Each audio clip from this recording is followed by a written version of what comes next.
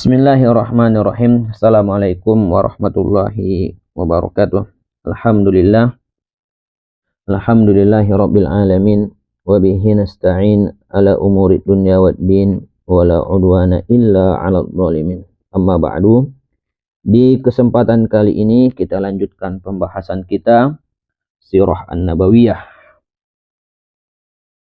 Pembahasan kali ini Abdullah, ayahanda Rasulullah Sallallahu Alaihi Wasallam. Abdullah, dia adalah ayahanda Rasulullah Sallallahu Alaihi Wasallam. Ibunya adalah Fatimah binti Amr bin Aiz bin Imran bin Makhzum bin Yaqadah bin Murrah. Abdullah adalah anak Abdul Muttalib yang paling bagus dan paling dicintainya. Abdullah inilah yang mendapat undian untuk disembelih dan dikorbankan sesuai dengan nazar Abdul Muttalib. Ringkasnya, tak kala anak-anaknya sudah berjumlah 10 orang dan tahu bahwa dia tidak lagi mempunyai anak, maka dia memberitahukan nazar yang pernah diucapkannya kepada anak-anaknya. Ternyata mereka patuh.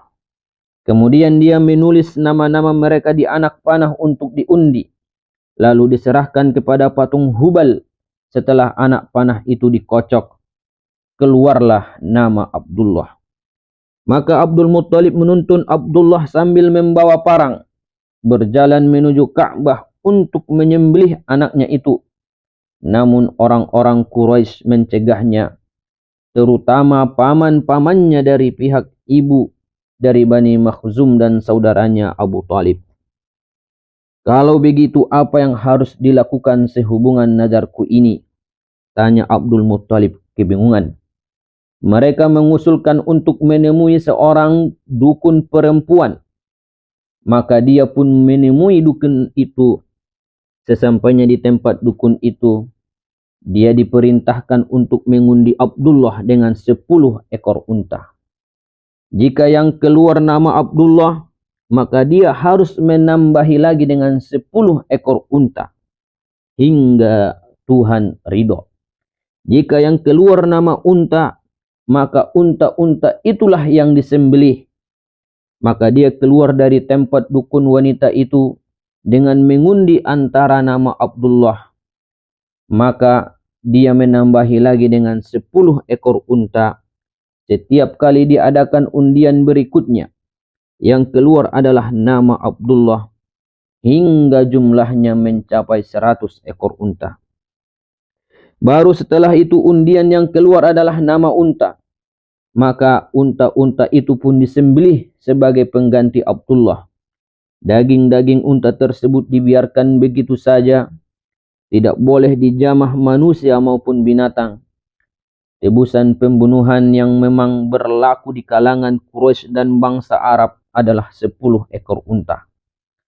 Namun setelah kejadian ini, jumlahnya berubah menjadi 100 ekor unta yang juga diakui Islam.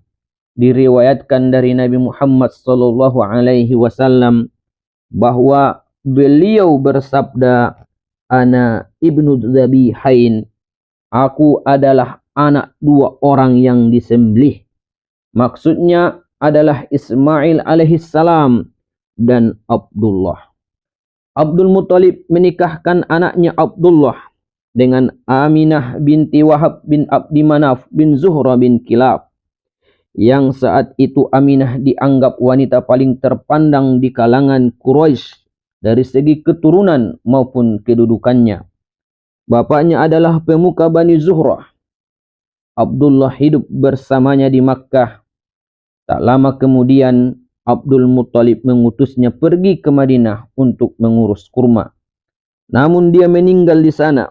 Ada yang berpendapat Abdullah pergi ke Syam untuk berdagang, lalu bergabung dengan kafilah Quraisy.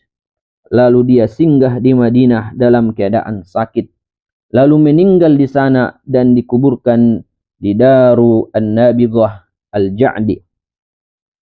Saat itu umurnya 25 tahun. Abdullah meninggal dunia sebelum Rasulullah sallallahu alaihi wasallam dilahirkan.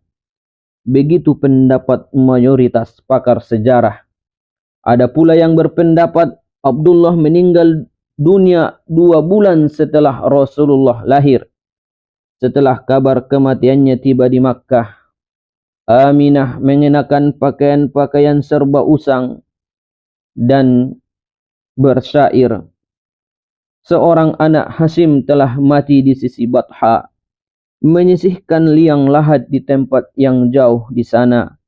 Banyak ajakan cita-cita yang hendak dipenuhi, tidak banyak yang ditinggalkan seperti anak Hashim ini. Mereka membawa tempat tidurnya di senja hari. Rekan-rekannya menampakkannya beramai-ramai. Cita-cita dan keraguan kian melambung. Dia telah banyak memberikan kasih sayang. Warisan yang ditinggalkan Abdullah berupa 5 ekor unta, sekumpulan domba, pembantu wanita Habsyi yang bernama Barakah, yang berjuluk Ummu Aiman. Dialah yang mengasuh Rasulullah sallallahu alaihi wasallam.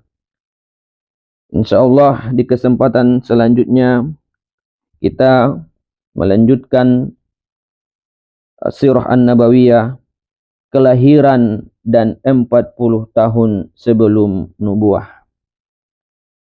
Wabillahi taufiq wal hidayah. Assalamualaikum warahmatullahi wabarakatuh.